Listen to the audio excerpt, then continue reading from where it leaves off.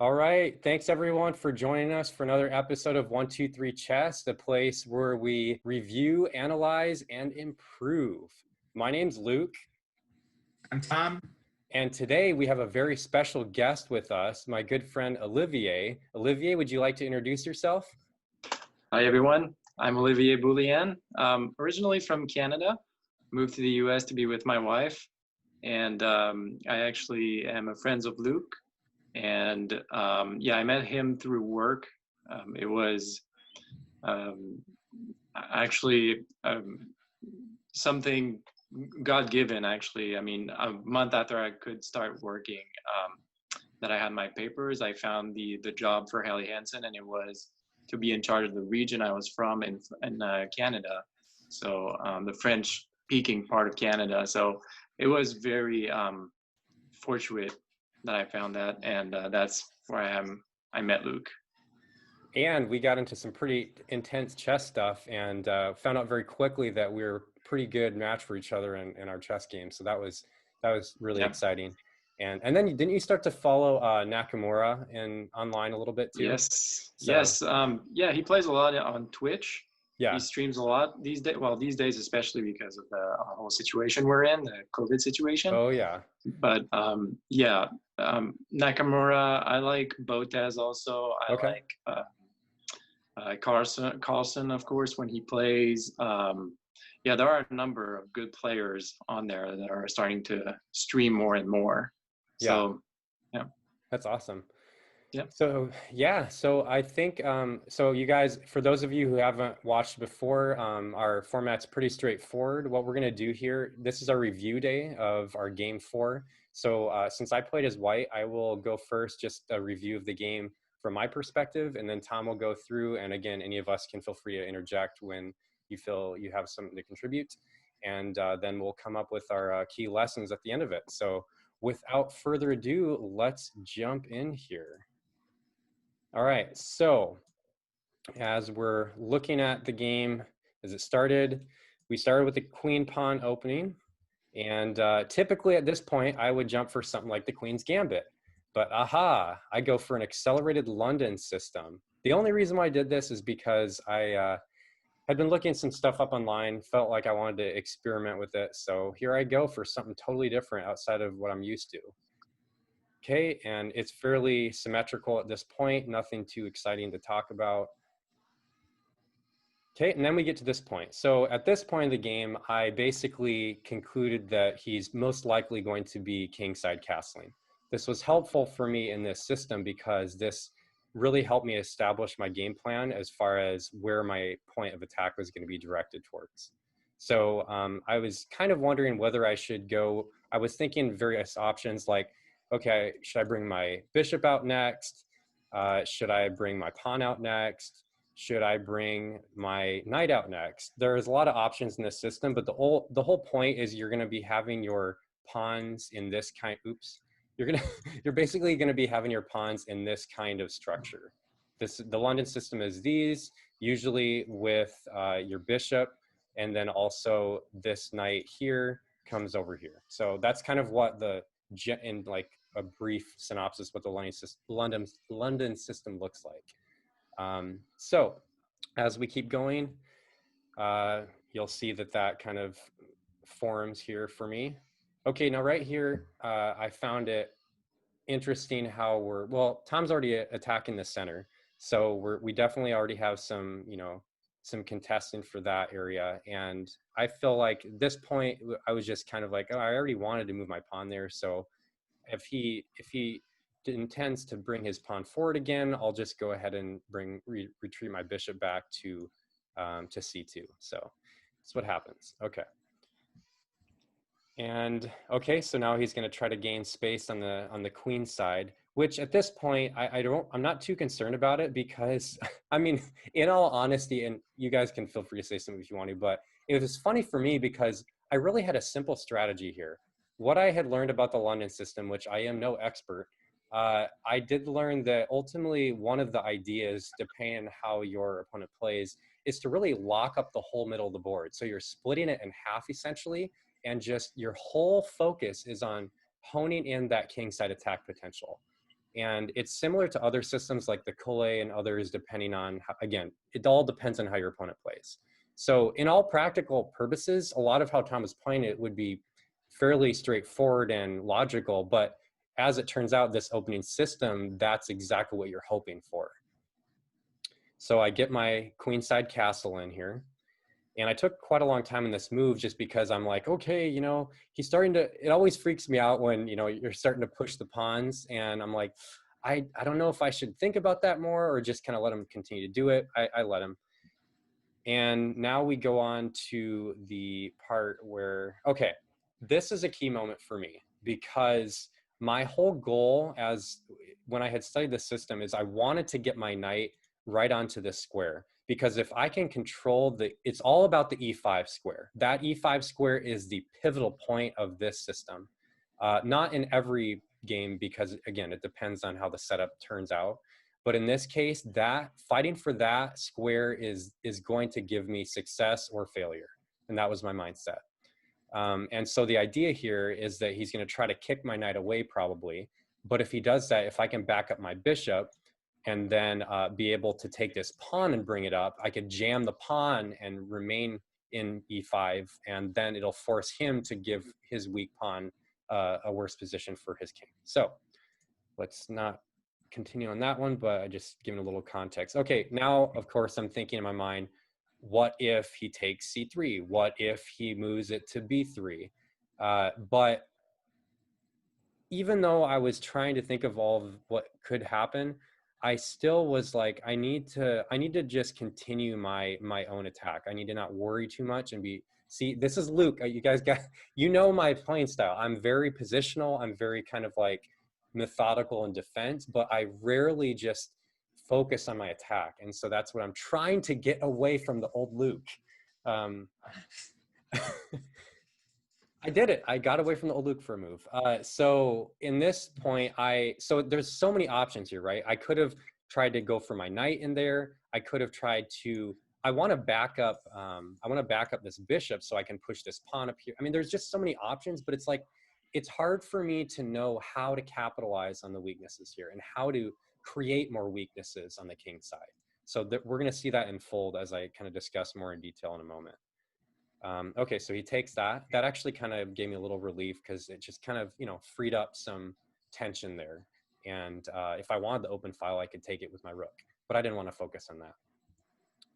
All right, so now this actually, it's going to sound weird, but this actually makes me a little bit happy. I have a forcing move I can use whenever I want with my knight. So that's just something I kept in mind. I didn't write that in my notes. I just now thought of that. Okay, so now very simple attack. What am I threatening? What am I threatening? Right there. So queen takes if a piece moves. And if that piece moves, so, you know, after he pushes another pawn, gaining more space on the queen side, I'm like, what should I do for my strategy? And again, this is really, I really have to say, this game, if you look at my games, even Olivier, maybe like a couple years ago, or Tom, when, you know, back in the day, this next move, I would have never done. I would have never done it. This I one was shocked surprised me. to see it. Yeah. I was surprised to see it. It was very uncomfortable for me. And which is funny because I put comfortable at the time, but then after I looked at it again, I was uncomfortable. It was like, I don't even know how to describe it. It's weird, but this game really shows that I'm trying to branch out and become a stronger player outside my old realm. Because I recognized here that okay, what did I do? I locked up the whole board. So I've accomplished that step one. Step two, I've already created some initial threats. I have a basic game plan. And part of that process was to remove this key knight. So naturally, I'm like, well, I could try to, you know, move this pawn up, and then I'd have to like move my, you know, I had all these ideas, but I'm like, wait, why don't I just keep it simple? And if I move my pawn up, we all know what the threat is. There's nothing complicated about this, but it has to be dealt with. And what simpler way to deal with it than to move a kingside pawn, weakening his kingside defense. And he doesn't have an attack on me, I have an attack on him. So that was my thought. All right, so it happens. We have one initial weakness that has begun. Naturally, I go for, you know, continuing that. Okay, what are you gonna do? Now, this move here, okay, I think that this was the most critical move of the game for me. I think this moment that we're all looking at right now was the most important moment of the game. And I would go so far as to say this. I think if I were to rewind and pretend I didn't like review it and everything, but if I were to rewind and play the game again as if I had never played it before, I wish I would have spent like another whole minute on this move. Because what I did here, okay, what I did would be the simple logical thing. If you're not looking at it too long, what did I do? Well, I took the pawn, so now it's further weakening it, okay? But check this out. So just riddle me this. So let's just take a little journey for a moment here. Okay, now what's the best move? Any ideas? Do we have a suggestion for black?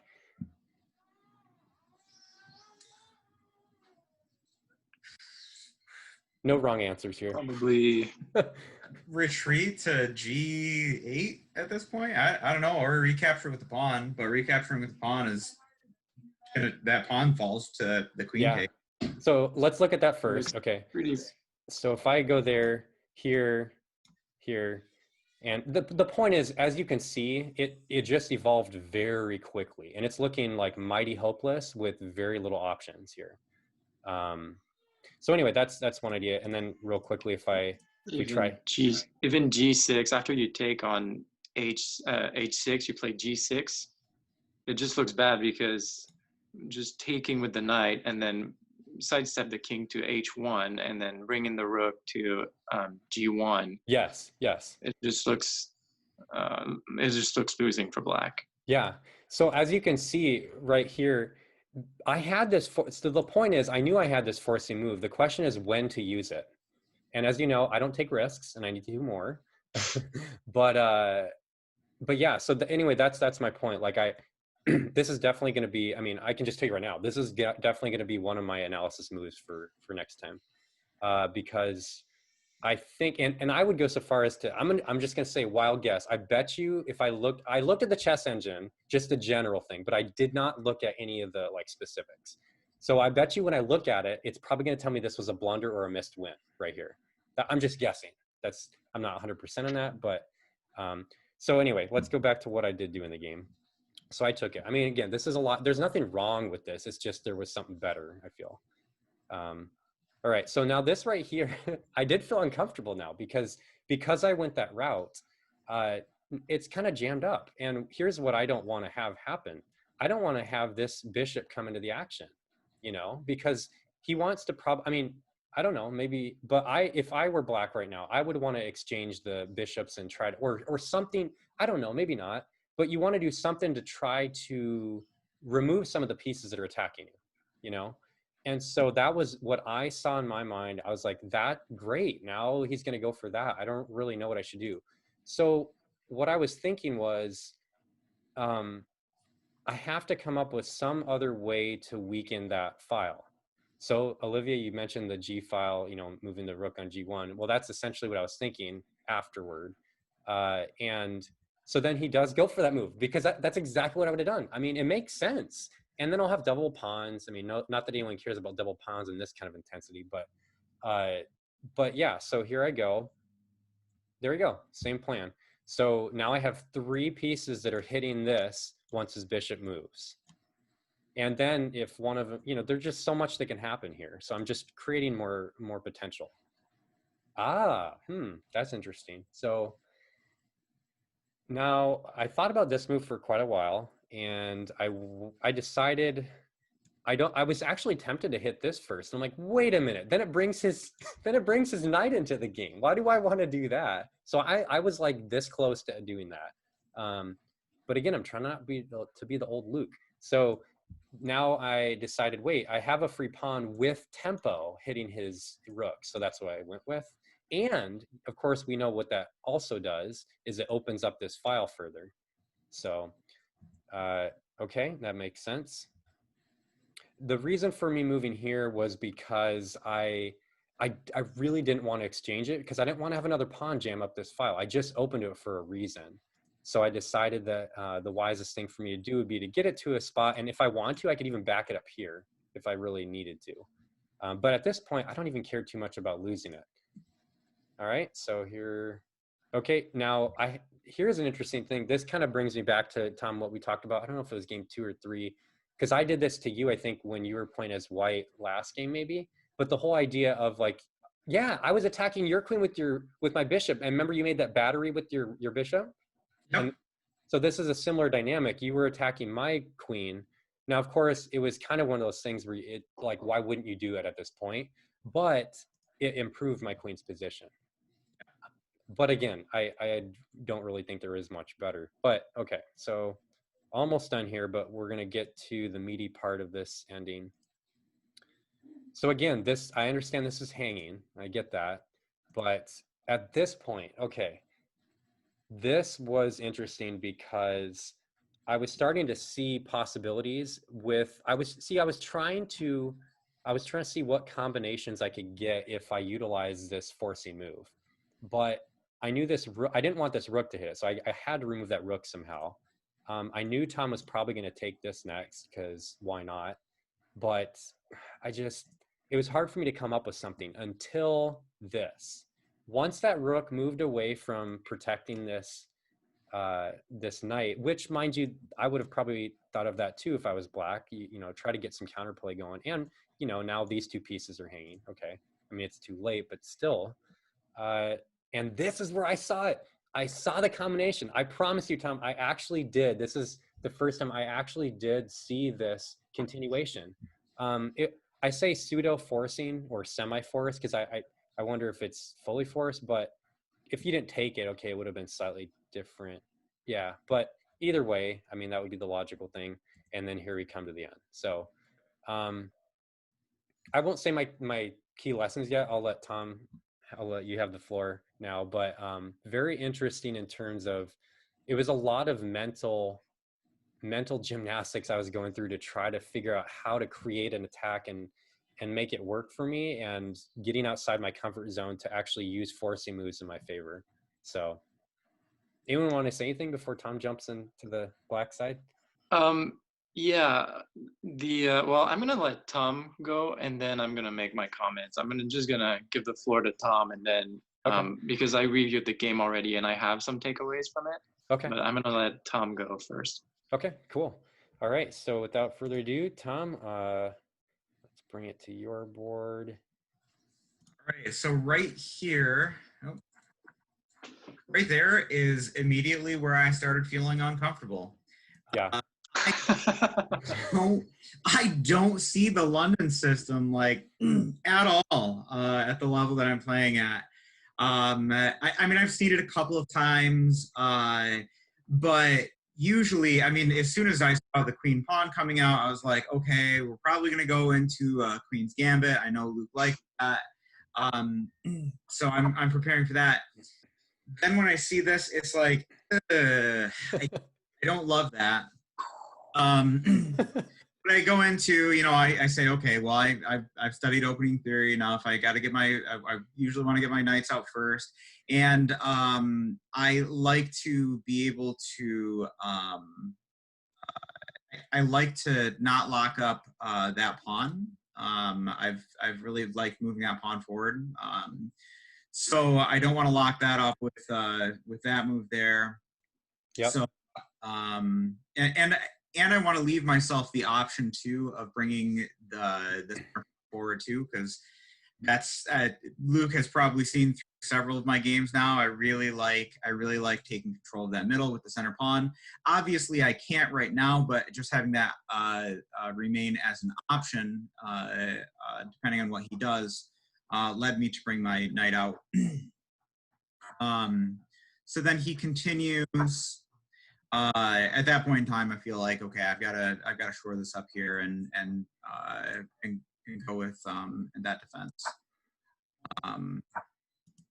So here is again where I'm like, okay, well, what do I want to do? You know, my logic is I'm opening up, preparing myself to castle. Mm-hmm. I did really question about the placement of that bishop.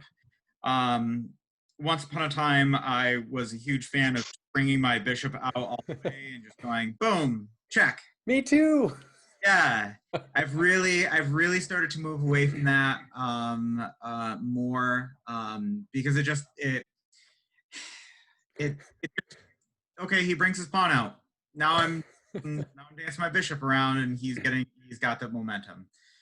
So I did debate between these two squares as to where that bishop. Ultimately landed. I ultimately landed there though. Castle. Just figured I would get the early castle in. That's why I was doing all those moves anyway, just to prepare for that. And there's that move that that I said I've been enjoying for that little counterattack. Of course, he defends. At this point in time, really doesn't seem like a great option. So I move forward, attack the bishop, just like Luke discussed, and he pulls it back.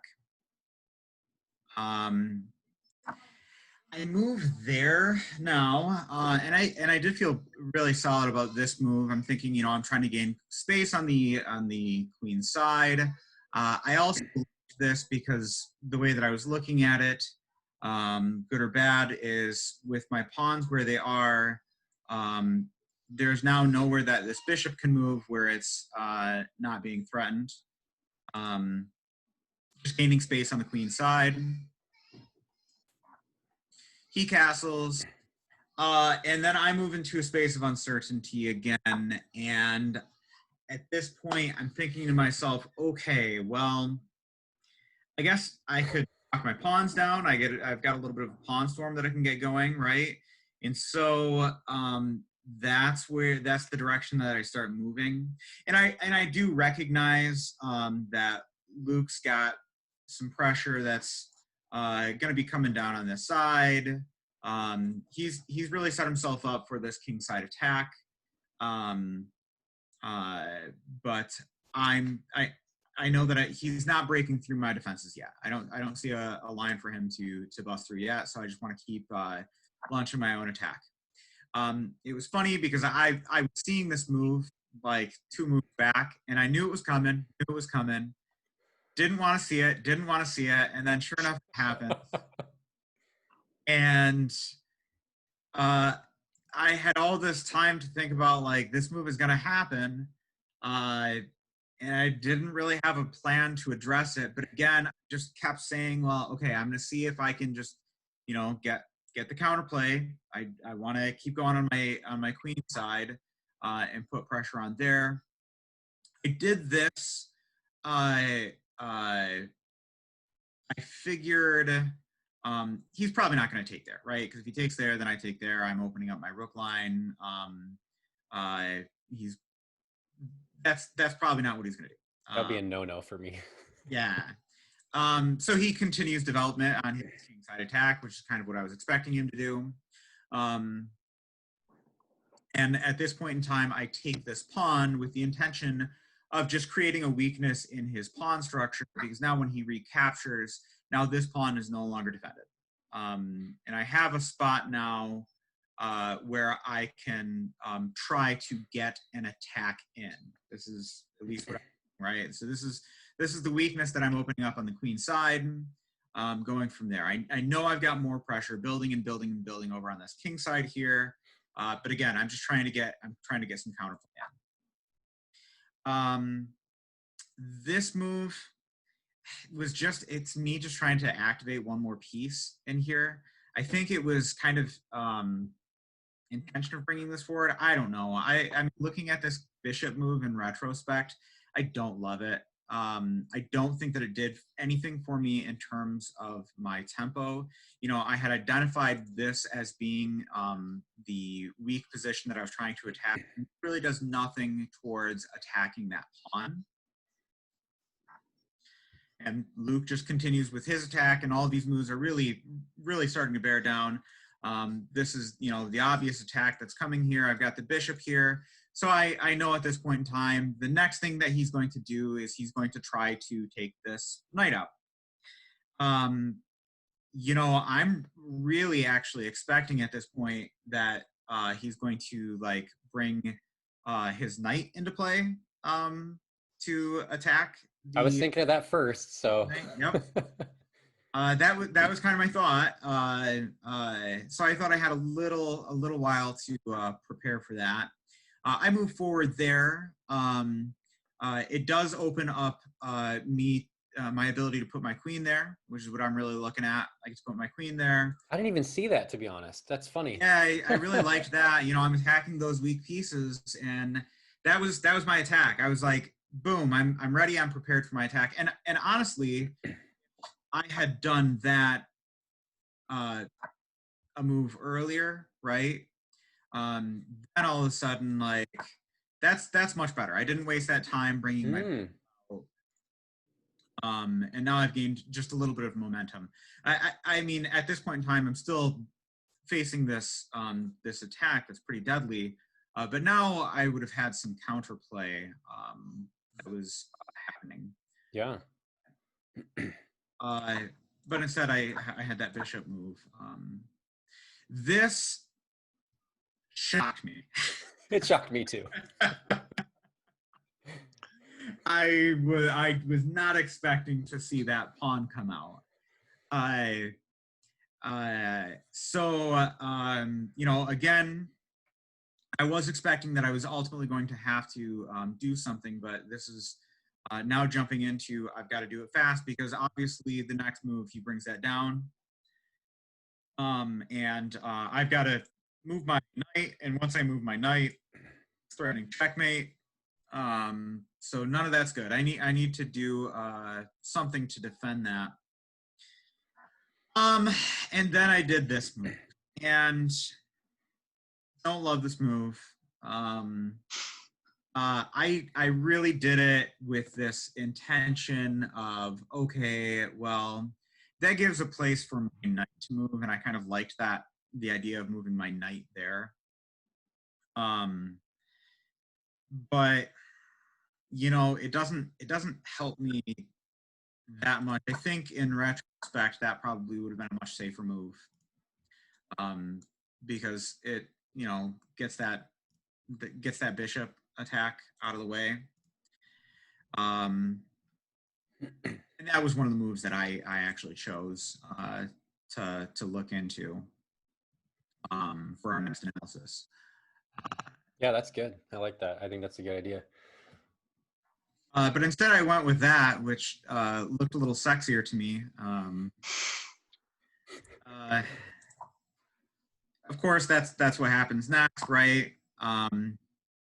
And, you know, I do think even moving that pawn there, I think I did have, like, an initial intention to, like, maybe I'm just going to take that pawn, but I can't take that pawn, right? Like, no, I take that back. I can take that pawn.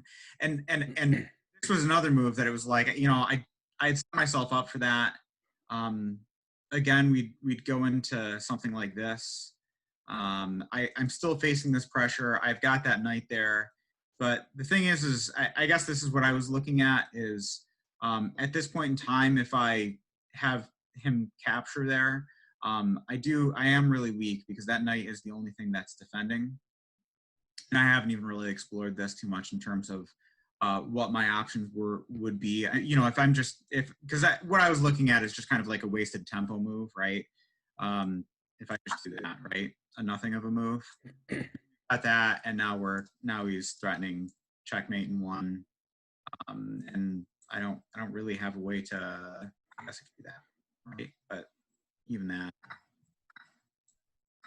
well, I don't know. If you back it up a few moves, yeah. If from there you play that move, there's just Queen H8 checkmate.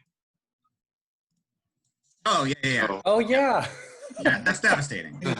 Yeah, yeah, thank you. I didn't even see that.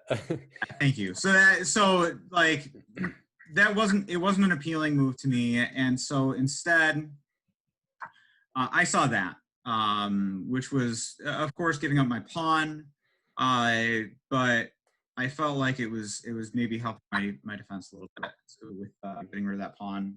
and then I move that pawn forward. I'm just thinking, okay, well, and now he's a little bogged down. Yeah, I was a little bogged down. My Yeah. brain was bogged down. I'm like, come on, I was so excited, and now. And it's so funny, written in my notes, Luke, hoping to trade off bishops. Yes, I knew it. See, I would have done that too. Olivier, tell me right now, would you have wanted to trade off bishops? Yeah, I would have liked to trade a few pieces. Yes. Yeah. In that position. Yeah. Yes. Okay. So I move there, and I'm like, I want to trade this bishop off. Not really even thinking of the implications of him moving his king there and being able to bring his rook over. So then I see this, and I saw that, and I just was like, oh, that's gross. I don't like that at all. So yeah, now I've got the triple threat that Luke was describing on this G6 pawn. So, you know, doing that bishop trade now just seems bad. And then I don't know that there are really great options at this point. Like, I feel like I'm in a pretty big losing position now. But I ended up doing this move, thinking, okay, well, I'm offering one more defense to that bishop that's there, while attacking that knight. But, you know, I did that, and I wasn't even thinking about the fact that I'm just hanging that pawn now. So of course he takes, which I saw after the fact, right? So I make that move, and then I'm like, hung that pawn. And I don't know, I honestly don't know there what would have been better. That I did put down as my third move, Luke. Which one? This one? This pawn move there. Yeah, okay.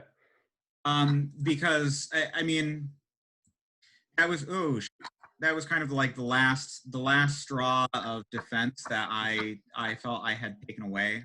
You know what I didn't think of until this moment? What about knight what about knight C6? You know, I think that would have been a lot better. I mean, I'm just thinking because like that would have helped get another. I don't know. I didn't see that until now, but that might have been. Yeah, I mean, it's one more piece to. I mean, sure, I can facilitate a trade. I mean, that's what I need to do at this point. I need to trade off. I mean, sure, if you take there and then I take with my bishop, that's not bad, right? I've deflected one of your attackers. Yeah. The bishop really isn't doing me a heck of a lot there. So I do think that bringing that knight to c6 probably would have been a better way to go. This isn't. I guess the thing that because I've got my knight defending here too. Mm-hmm. And I guess I don't know how that would have worked out had we done that, and maybe we'd had some captures in, but I don't know. Maybe. No, that would have been interesting. That's probably the move that we'll do some exploring on. Olivier, were you going to say something? Yeah, I was going to say queen to f6, but then you have knight to g4, which just humiliates the queen after that. Oh yeah. Oh, not that blunder. Knight to g4. Because G4. Yeah. Oh, G4. Yeah. Yeah. Oh yeah. Yes. Yeah. And then you just need to move the queen back and. Yep. Yeah, it's gonna have to go one of those two. I mean, I guess I could bury it too, but no. Well, yeah, but you're trapping your queen over there, which is not ideal. Yeah, it's a tough one. That's for sure. Mm-hmm. Yeah, so, probably, go ahead. Yeah, probably the knight. Move the knight, which is a little unfortunate because I would have liked to move it to d7, but your bishop is there. It's kind of blocking it. Yeah. Which is that move that I had talked about earlier that I regretted doing. So yeah, just one more thing that's bogging that position down. that bishop again. But again, in a lot of other openings that you and I typically play, we wouldn't get this kind of pawn structure. So No. this was a very new one for both of us. So yeah, instead I move that pawn forward, you take, and this just seems, it feels forced, you know, gotta go here or here, one of the two places to keep you from taking with your knight. This actually, like, this felt super cramped.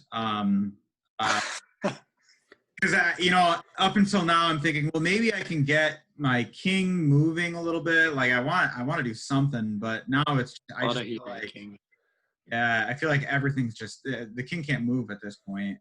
So that felt super cramped. Moving there. That actually scared me. I remember when it happened. I'm like, oh, great! I knew it was coming, but yeah. I mean, I felt good about that because I'm opening that up. You know, his bishop here is hanging. So if I just move this bishop out of the way somewhere, I've got an attack. I've got a revealed attack on it. So I did like that move.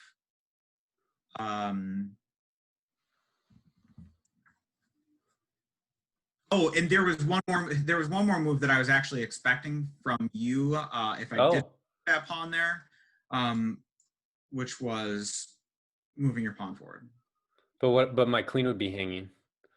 Oh, that's true. Your queen would be hanging. But yeah. if it wasn't, yeah. If it wasn't. No. That was if I didn't move that pawn forward. Oh, sorry. Yeah. No, totally. Yeah. I figured if I didn't move that pawn forward, then I might see you moving that. And that was exactly what I had in my mind. So. Yeah. You could probably have played F5 there, right? His pawn, F5? Yeah, try and block the bishop and try and solidify somehow. I like that. Yeah. It weakens the F6 square, but either way, it's going to have to. And you create an escape for your bishop as well. So oh you yeah. That's you kind can of back it up to E7. Try and just swap off the bishop. Luke would but then there's a discovered check here, though, where. Yeah. Oh yeah. Man, it's just a tough. Like, it's hard to find a continuation. Very tough position. But I liked that though. That was good. Man. Yeah. Yep. So that's what I did. And I knew I knew the queen was going to go there. That seemed like a good spot for the queen to be. This is me just saying, okay, well, I'm going to try to get another piece mix. He's got a revealed attack on that rook. At least that gives another piece defending it other than my king. And it opens up that D7 square for your knight too. Yeah. And there's the revealed attack on the bishop. You take. Luke could have probably taken with the knight there, right? Yeah, I just was scared too. Because if you take back with the pawn, then can't take with this knight. Yeah, take with this knight. Take with the pawn. Bishop takes H7. Bishop takes H7. I'm just trying something. Yeah, my bishop. Yeah. Yep. And then rook takes, I guess. Oh, yeah, I like this. And then you've got quite an attack, or maybe back it up one move. Just back it up one move. Yeah. Take with the king instead. Okay, so bishop takes knight, and then take with the king. Oh no, but then, yeah. Yeah, the rook is defended like that. That's and then I guess rook takes bishop on G5. Rook takes, yeah, and then the queen can't take. It's defended. Either way, it's a pretty deadly attack. Oh yeah, that's me. Queen G6, yeah. Yep. And you got me. Yeah, it's me. Yeah, no, it's there are a lot of different. So there's even sacrificing here, and then you can just let go of the knight, and wow, that looks That's really interesting. That was really interesting. Yeah. So he captures. I retake. Take. Yeah, this was a move out of desperation, is what it was. But I mean, I get it. Like, it's Yeah. like, it's a pretty tough position. So yeah. That happens, as soon as he took that piece, that was where I was like, this is it. The hammer's coming down. I've got nothing around my king anymore. So then, yep, check. I was really proud of myself, to be honest. I'm not usually very good at finding those continuations like that with the forced. So that was, for me, that was like a huge win. Yeah, I thought it was an interesting game. I wanted to play that I wanted to have that counterplay, and I didn't want to focus too much on defending on my king side. There came that point, though, that critical point where it was like, okay, I've got to defend now. I've got to defend. Yeah. And I think there were a couple of errors in there. My attack wasn't as quick as it could have been. And then with a couple of errors on defense is what just led to the downfall. But yeah, it was an interesting game. I'm happy to do some studying on the English system, because I am really unfamiliar with it. Yeah. So Olivier, would you like to share any thoughts if he wants to go back up to a certain move? Yeah. Can you back it up to move 7, 6 or 7? Don't quite remember which one, but okay, so that's 6. Okay, next move. Yeah, this one's okay. I would have, instead of pushing the pawn, I think I would have developed my knight to d7 instead, just to solidify things, or even to c6. Just developing, just making sure that the pieces are out, that you grab some space, you grab some squares, you protect, at least for a little bit, or even there. Yeah, and probably the next move, logical move would have been to castle for Luke. So, and after that, I think, no, actually, I would have gone after the bishop, the black bishop, with the knight h5. Okay. Yeah, that would have been forcing me to make a decision. That would have been wild for me. I like that, but yeah. So yeah. I would have probably done that because I know Luke loves his bishops, and whenever I can, I trade a knight for a bishop because I like them too. They're especially useful in endgame situations where they can just use a tempo where the knight can't, and they can just travel across the board where the knight can't also. I like that that's opening up that line too. Which also. Yeah, and if you wanted to push your F pawn, you could now too. Yeah, exactly. Yeah. And then you bring out the rook to F6 and then to G6, point at the king, you bring your queen over. You got all sorts of options. Yeah. I like that. I like it too. That was good. So what would have been your option there, Luke? Just basically backing it up? Oh yeah. So that's a good question. I think probably what I would have done here is, backing up is certainly, this is certainly probably my first thought. But let me show you something real quick. I just now thought of this.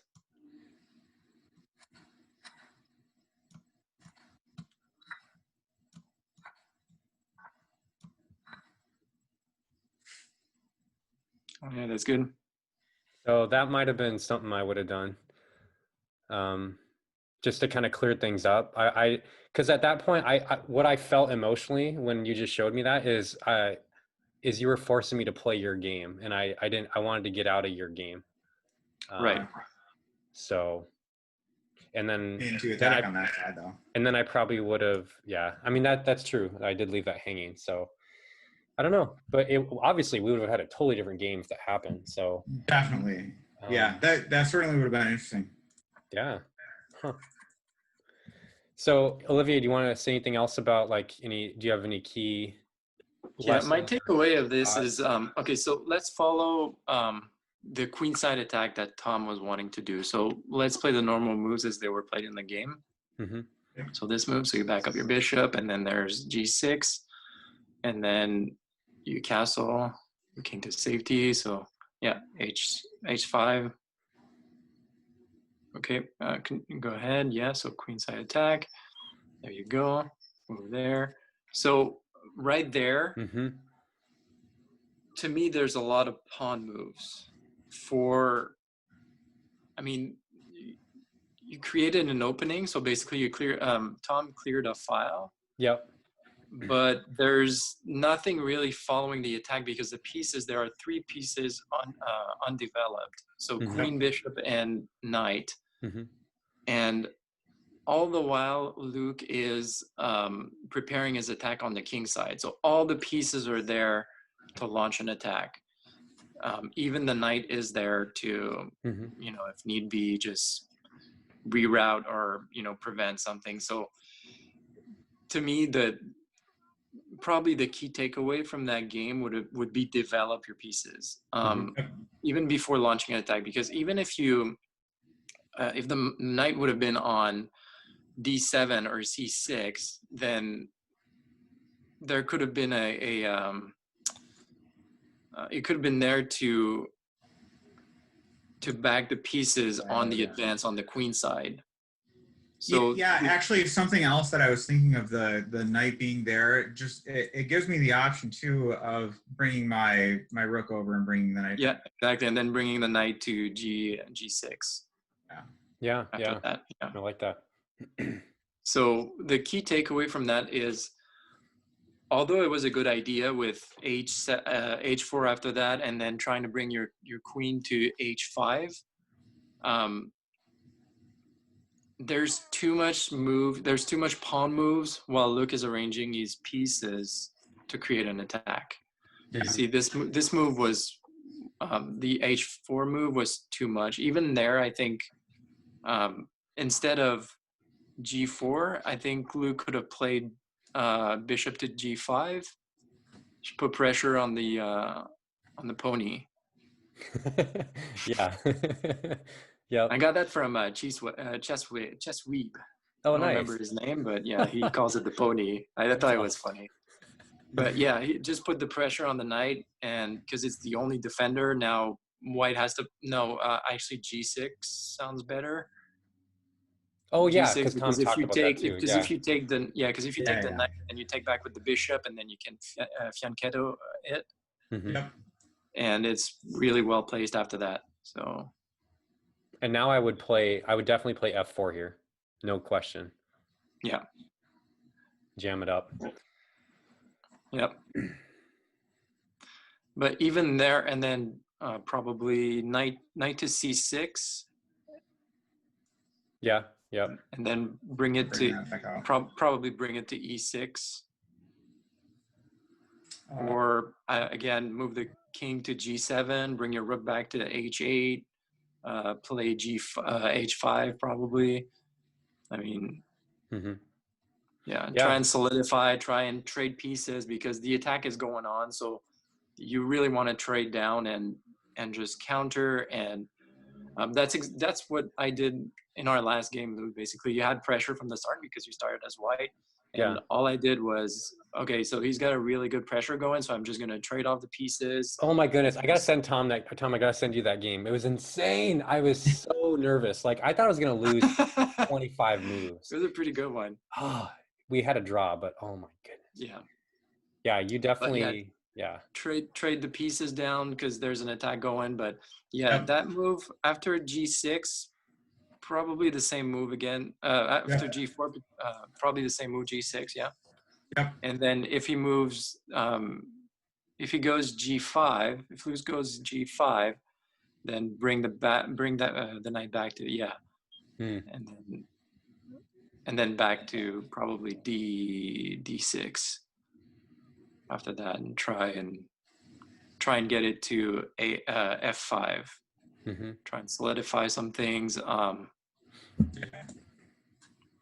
Yeah, and then play knight to c6. But yeah, when you're in a bad position, a good thing to do is try and trade as many pieces as you can.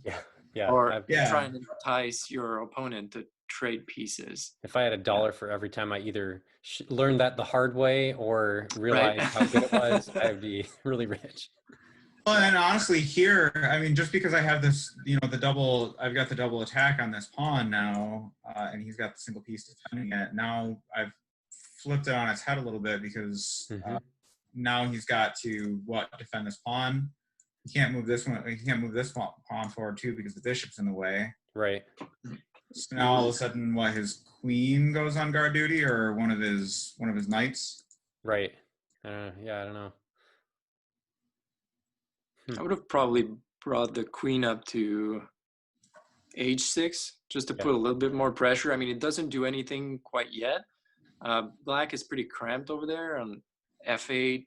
I mean, the rook can't move. Need to move your knight first, and then move your rook over to e8, and then you play bishop f8. Yeah. But in the meantime, the queen is really well placed, and I mean, can you even try to? I mean, Luke has a draw here if he wants, right? What's he that? at least has a draw. Luke has a draw here at least if he wants. Yeah, I think. Yeah, I think so. So I mean, if you take on g6, not sure with the knight or the bishop. Probably then, the bishop maybe. And take back and take the pawn again with the knight. Take the pawn, the queen. So, oh no, you got, It's interesting. Yeah. Yeah, it's so interesting looking at all these kingside attack ideas now. It's just like opening up a whole new world to me. Yeah. Then can't you play like queen to h6? Oh yeah, and then with the intention of pushing the pawn again, so you could go for a mate. Yeah, but then I guess the opponent has enough pieces where they can just take on h5 with the bishop, and then even if you take back, the attack's pretty much dead. So that wouldn't work. Yeah. But yeah, my key takeaway was really develop your pieces before launching an attack, because not only are you going to free them up, you're also going to support the pawn advance. Because after taking on c3, was it? After taking on c3, there's nothing else happening. So Luke has the leisure of, his pieces are already all developed. He has the leisure of just placing them better and just launching a full-scale out attack. So, yeah. So from there, I think the move Luke played was queen h3, right? It was a queen h3. Yep.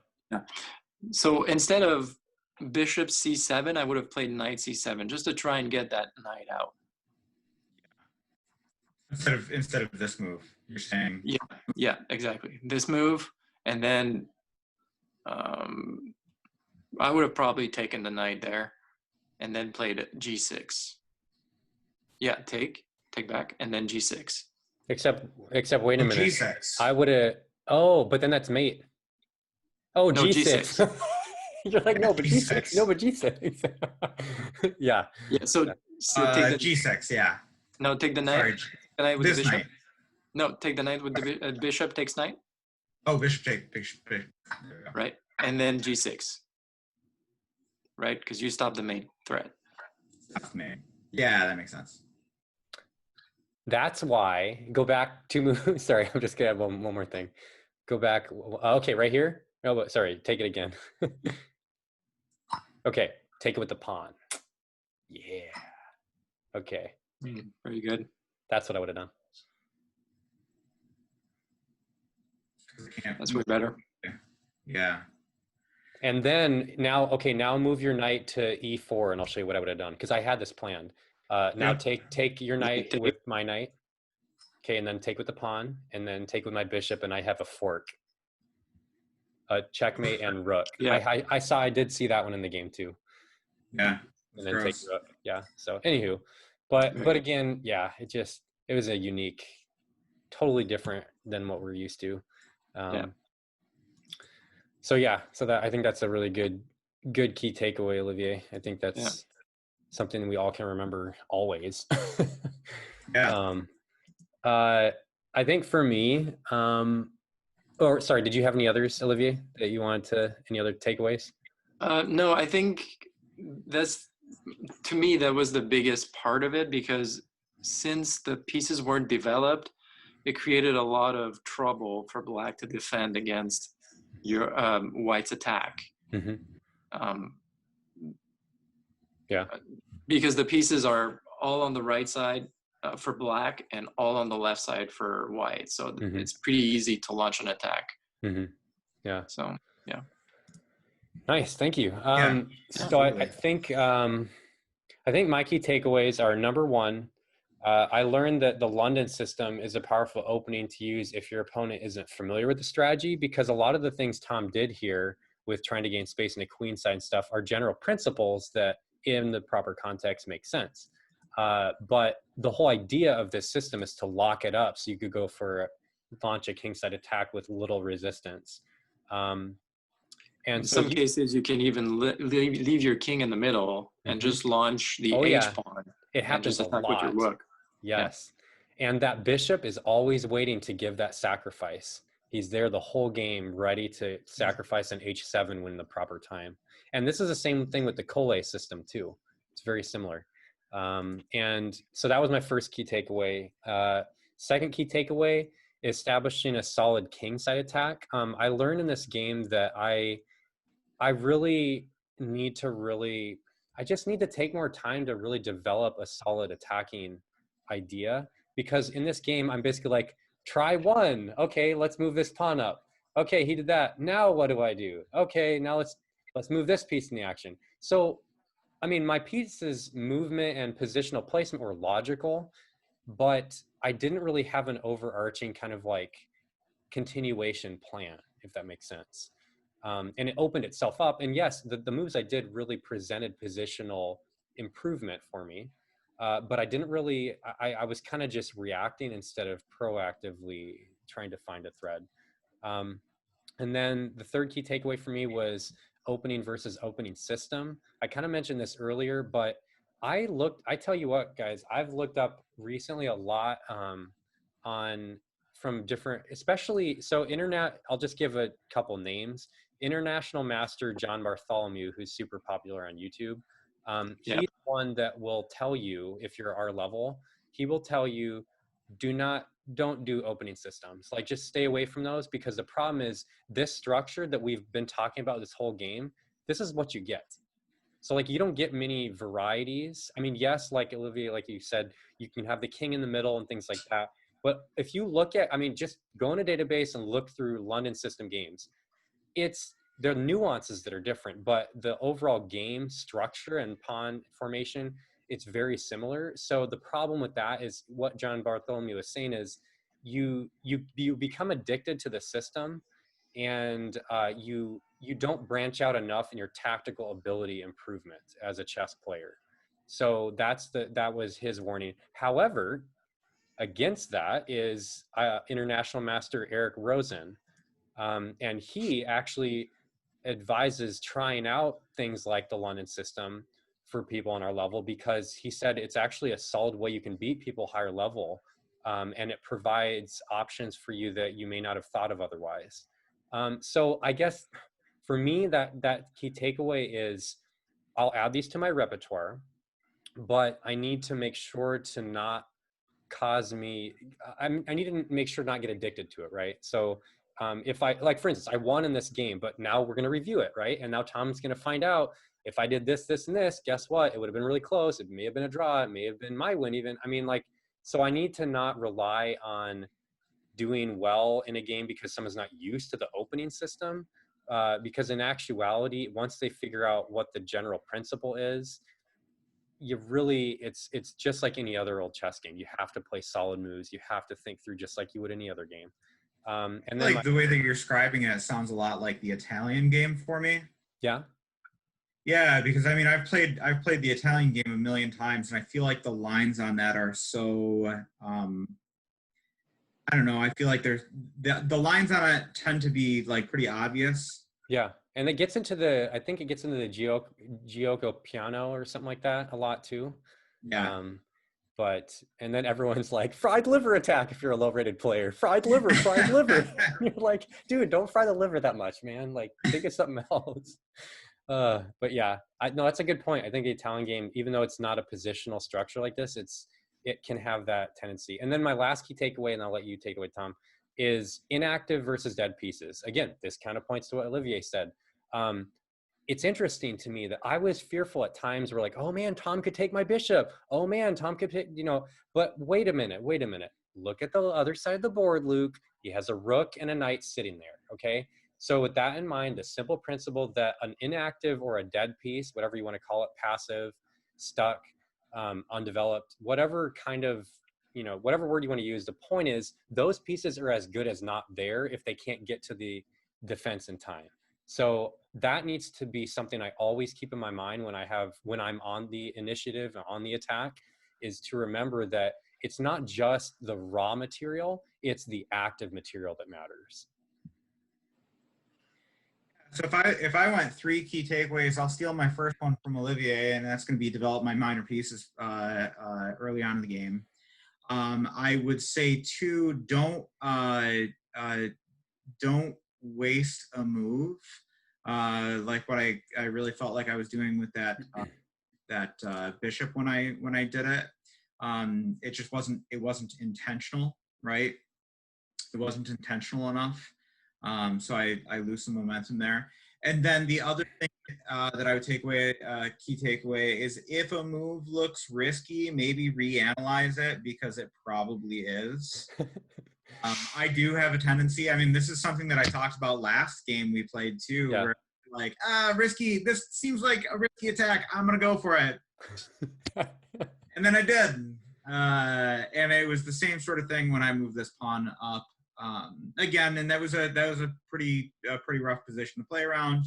But I knew moving that pawn up looked like that's really weakening my pawn structure, and certainly it did, and that led to the capture of my G pawn and everything. Just kind of continued to domino from there. Mm-hmm.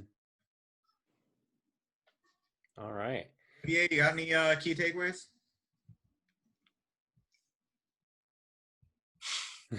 I think that was it. I think we covered it. I think the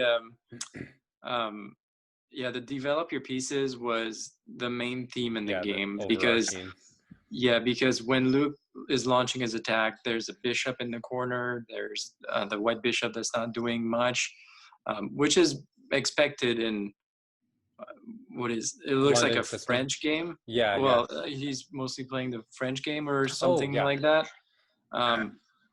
But instead of playing E6 on move 4 or 5, you could have played maybe bishop to F5, just to bring your bishop in. If you back it up a little bit, I'm not sure who's going to back up. When you played E6, so where was it? Yeah, right here. Move 3. Yeah, and this is here's my E6. So instead of playing E6, I don't see it. It didn't follow. But instead of playing E6, I think you could have played bishop to C5 instead, just to get it in, just like Luke did. Mm-hmm. So it kind of like exactly mirror of what I'm doing. Right. So then the bishop is inside over there and can back up to defend. Yeah. Oh, okay. And then if Luke wants to play bishop to D6, then you have the choice of trading it.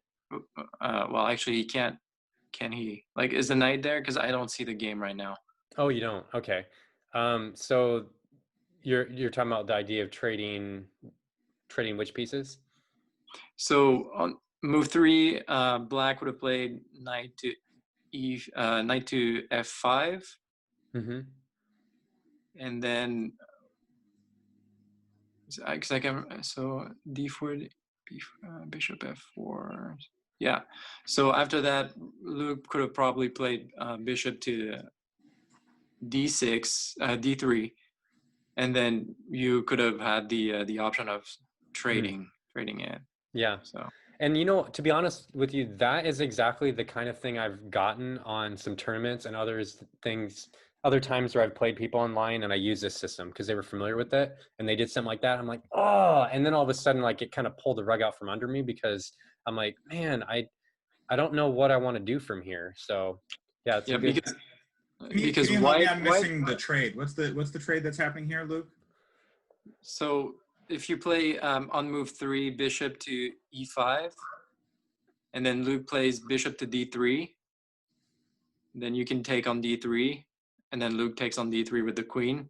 So like if you well, no, I'm you missing can something. keep that and then go to the next move now, or actually, sorry, on this move maybe he can just, I don't know, do something like e6 or whatever, like with your pawn. Or no, This sorry, is you just did that. Now this is put, White's move. sorry, now move e3. Yeah. Okay. Is this kind of what you're thinking? So then if I move my bishop to d3, now we exchange bishops, kind of thing. Correct. So now Yeah. you can probably develop it, and then Yep. that's one less attacker because white always starts with the initiative. You know, Luke is more developed, Oh, of course, I see what you're but saying. 'Cause then you want to move get your bishop to that square is what you're saying. I want to nullify as much of white's attack as I can. Yeah. That's my goal. Yeah. No, that makes perfect sense. Because the London system is a very solid system. So it's really hard to get an edge against it. So what I want to do is basically try and trade down to get to the end game and try and have an edge there. Mm-hmm. Yeah. But Yeah. yeah, it's so the bishop would have been developed at that point, and then you can bring in your knight. You can either expand to c5, or bring if you want to be more conservative, then you play c6 and then knight to d7, and you can try and push your pawn on e6. E6. Yeah. Yeah. Yeah. No, I agree. At some point. Yeah, this is going to be an interesting one for us to analyze those moves, Tom. I'm really stoked. It's very interesting. So, Yeah, absolutely. awesome. Well, yeah, thank you guys, and Olivier, thank you so much for joining us. It's been really awesome having your input in this, and yeah, Thank you so much for having me, guys. That was fun. Yeah, it was nice. It's great. For you to join us. Awesome. Well, thank you guys for watching, and again, continue to improve your game, and we'll see you next week. Bye.